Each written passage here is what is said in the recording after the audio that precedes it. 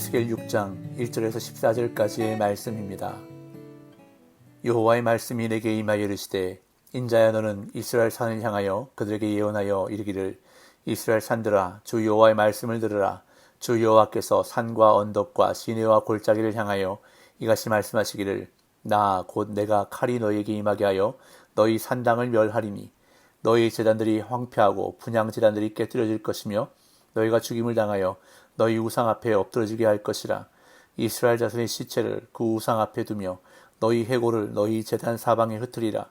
내가 너희가 거주하는 모든 성읍이 사막이 되게 하며 산당을 황폐하게 하리니 이는 너희 제단이 깨어지고 황폐하며 너희 우상들이 깨어져 없어지며 너희 분향 제단들이 지키며 너희가 만든 것이 폐하여지며 또 너희가 죽임을 당하여 엎드러지게 하여 내가 여호와인 줄을 너희가 알게 하려 함이라. 그러나 너희가 여러 나라에 흩어질 때에 내가 너희 중에서 칼을 피하여 이방인들 중에 살아남은 자가 있게 할지라. 너희 중에서 살아남은 자가 사로잡혀 이방인들 중에 있어서 나를 기억하되 그들이 음란한 마음으로 나를 떠나고 음란한 눈으로 우상을 섬겨 나를 근심하게 한 것을 기억하고 스스로 한탄하리니 이는 그 모든 가증한 일로 악을 행하였습니다. 그때에야 그들이 나를 여호와인 줄 알리라. 내가 이런 재앙을 그들에게 내리겠다 한 말이 헛되지 아니하리라. 주 여호와께서 이같이 이르시되 너는 손뼉을 치고 발을 우르며 말할지어다. 오호라 이스라엘 족속이 모든 가증한 악을 행함으로 마침내 칼과 기근과 전염병에 망하되 먼 데 있는 자는 전염병에 죽고 가까운 데 있는 자는 칼에 엎드러지고 남아있어 에워싸인 자는 기근에 죽으리라. 이같이 내 진노를 그들에게 이룬즉 그 죽임당한 시체들이 그 우상들 사이에 제단 사방에 각 높은 고개 위에 모든 산 꼭대기에 모든 푸른 나무 아래에 무성한 상수리 나무 아래 곧 그 우상에게 분향하던 곳에 있으리니 내가 여호와인 줄을 너희가 알리라. 내가 내 손을 그들의 위에 펴서 그가 사는 온 땅 곧 광야에서부터 디블라까지 황량하고 황폐하게 하리니 내가 여호와인 줄을 그들이 알리라. 아멘. 오늘 본문인 에스겔 6장은 두 부분으로 나눌 수가 있는데 전반부인 1절에서 10절까지와 후반부인 11절에서 14절까지로 나눌 수가 있습니다. 전반부에서는 에스겔이 이스라엘 산을 향해 예언하고 우상 숭배 장소들의 파괴를 선언하며 소망의 말씀을 전합니다. 그리고 후반부에서는 이스라엘이 우상 숭배로 인한 파괴를 선언합니다. 하나님은 유다 백성을 언약 백성으로 삼으시고 그들과 친밀한 관계를 맺기를 기대하셨는데 그들은 어느 곳에서든 할 수만 있으면 우상 숭배의 모든 열정을 다했습니다. 그들의 마음이 우상들로 나뉘어 온갖 가증한 행위로 우상을 섬겼기에 하나님은 이로 인해 당신이 무너져 내렸다고 오늘 본문에서 한탄하십니다. 이는 언약 백성의 배교를 바라보시는 하나님의 참담한 심정을 떠올리게 하는데 하나님을 외면한 자리는 죽음으로 책임을 묻는 참혹한 심판의 자리가 되는 것을 오늘 본문은 우리에게 말씀해주고 있습니다. 하나님은 에스겔에게 이스라엘의 산과 언덕과 시내와 골짜기들 즉 우상을 숭배하는 산당이 있는 곳들을 향해 예언하라고 명령하십니다. 1절에서 3절입니다. 여호와의 말씀이 내게 임하여 이르시되 인자야 너는 이스라엘 산을 향하여 그들에게 예언하여 이르기를 이스라엘 산들아 주 여호와의 말씀을 들으라.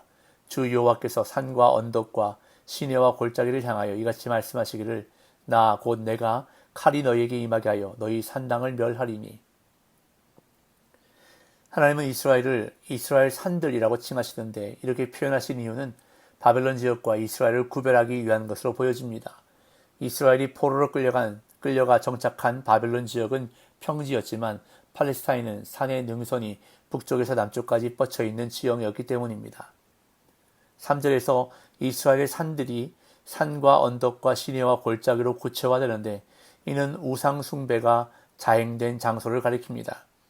하나님은 이 모든 곳에 칼을 보내 산당을 멸하겠다고 선언하시는데 이는 전쟁을 통한 심판 예고입니다. 사실 사무엘 시대에는 산당이 부정적인 장소로 여겨지지 않았습니다. 그런데 왕국이 분열되고 북왕국 이스라엘을 세운 여로보암 왕이 베델과 산에 제단을 세우고 산당을 지은 이후로 산당은 상당히 부정적인 이미지, 즉 우상 숭배의 장소로 여겨지게 되었고 결국 하나님의 심판 대상이 되었습니다. 하나님의 심판이 임할 때 그곳의 제단들은 무너지고 향을 올리던 단들은 산산이 부서질 것이라 말씀하십니다. 4절 5절 너희 제단들이 황폐하고 분향 제단들이 깨뜨려질 것이며 너희가 죽임을 당하여 너희 우상 앞에 엎드러지게 할 것이라. 이스라엘 자손의 시체를 그 우상 앞에 두며 너희 회고를 너희 제단 사방에 흩으리라. 이스라엘 백성의 우상 숭배는 너희 제단들, 너희 분향 제단들, 너희 우상들이라는 표현을 통해 강조되는데, 이스라엘 백성이 제단을 쌓고 건물을 세우고 그곳에서 우상을 섬겼다는 것을 알 수 있습니다. 여기서 분향 제단으로 번역된 히브리어 하마는 태양기둥이라는 의미로 제사를 드리는 건물이나 예배실을 의미하기도 하는데, 하나님은 우상과 관계된 것은 제단이든 건물이든 모두 부수시겠다고 선언하십니다. 또한 그곳에서 제물을 바치고 분향한 이들 역시 죽음을 피할 수 없고 그들이 섬기던 우상 앞에 엎드러질 것인데, 하나님은 그들의 시체를 우상 앞에 놓아두실 뿐 아니라 그들의 뼈를 제단 주위에 흩어버리시겠다고 선언하십니다. 그러면서 그들을 이스라엘 자손이라고 표현하시므로 언약 백성임을 상기시키는데, 언약의 하나님을 배반한 그들에게 임하는 심판은 참혹할 수밖에 없음을 말씀하십니다.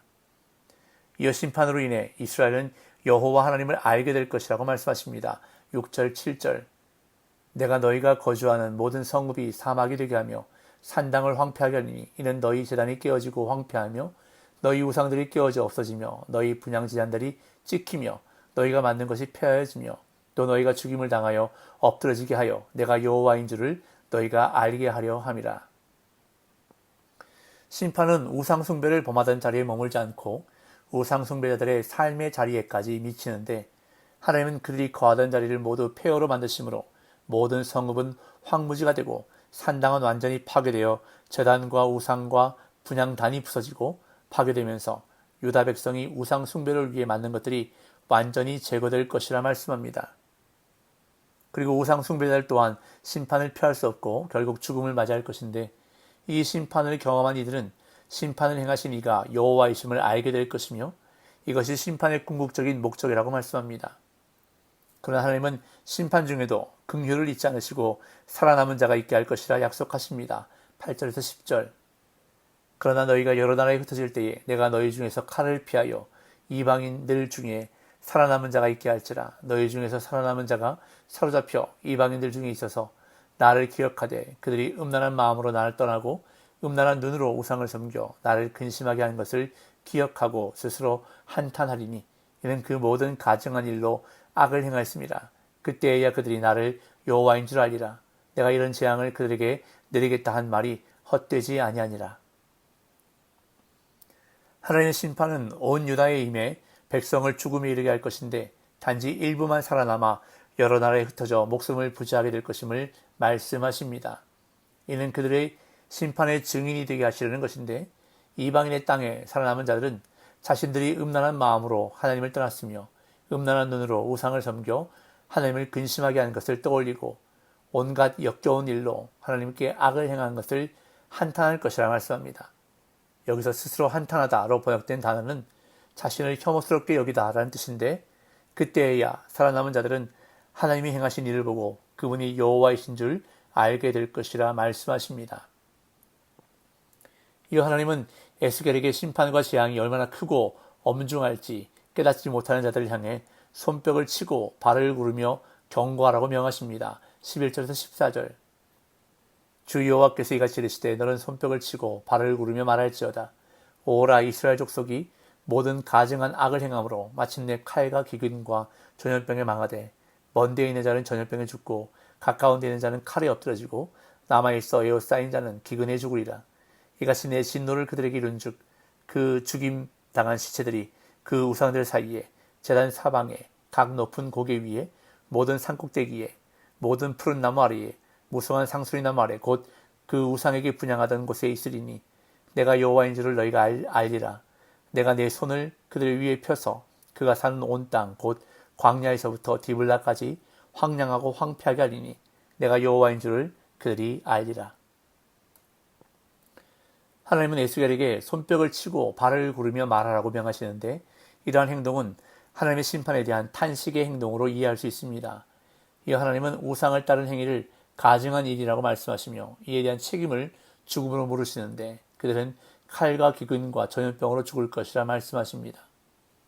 그런 다음 하나님은 그들이 맞이할 죽음의 상황을 구체적으로 설명하시는데, 이미 포로로 끌려간 자들, 즉 먼 데 있는 자는 전염병으로 죽고 예루살렘 성 밖에 있는 자들, 즉 가까운 데 있는 자는 전쟁으로 죽고 예루살렘 성 안에 있는 자들, 즉 애워싸인 자는 기근으로 죽을 것이라 말씀하십니다. 어느 누구도 어느 곳에서도 하나님의 심판을 피할 수 없음을 분명하게 전달하시는 것입니다. 또한 하나님은 유다 백성이 당신을 외면한 모든 곳을 예외 없이 심판의 자리로 만드실 것인데 그들이 섬기던 우상들 사이, 제단 사방, 높은 고개와 산꼭대기, 그리고 우상에 분향하던 모든 푸른 나무 아래에서 하나님의 심판으로 죽임을 당한 시체들이 발견되게 하심으로 심판이 철저하게 이루어졌음을 보여주시겠다고 말씀하십니다. 이어 14절에서 심판이 미치는 범위를 광야에서부터 디블라까지라고 표현하는데 이는 이스라엘의 전 지역을 가리키는 표현으로 결국 그들이 거하는 모든 곳이 하나님의 파괴적인 심판으로 인해 사람이 거주할 수 없는 폐허가 될 것임을 의미하고 백성들은 여호와 하나님을 알게 될 것이라 말씀합니다.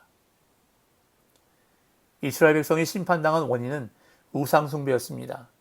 예레미야에 따르면 그들은 성읍의 수만큼 우상을 섬겼고 예루살렘의 거리의 수대로 바알 제단을 쌓았습니다. 그렇다고 하나님을 완전히 버린 것도 아니었습니다. 그들은 여전히 예루살렘 성전에서 하나님께 제사도 드렸습니다. 하나님과 우상을 겸하여 섬겼던 것입니다. 그런데 오늘 우리의 모습도 이러하지는 않습니까?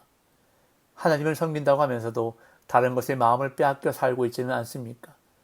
하나님만 섬겨야 할 하나님의 백성이 하나님도 섬기고 다른 것들도 섬기고 있는 것은 아닌지 우리의 삶을 돌아보아야 할 것입니다. 찬송가 559장 사철에 봄바람 불어있고 라는 찬송 후렴에 이러한 가사가 있습니다. 고마워라 임마누엘, 예수만 섬기는 우리 집. 고마워라 임마누엘, 복되고 즐거운 하루하루. 오늘 이 찬송의 고백이 저와 여러분들의 고백이 되기를 간절히 소망합니다. 오늘 이 하루도 예수만 섬기는, 하나님만 섬기는 복된 날 되시기를 예수님의 이름으로 축복합니다.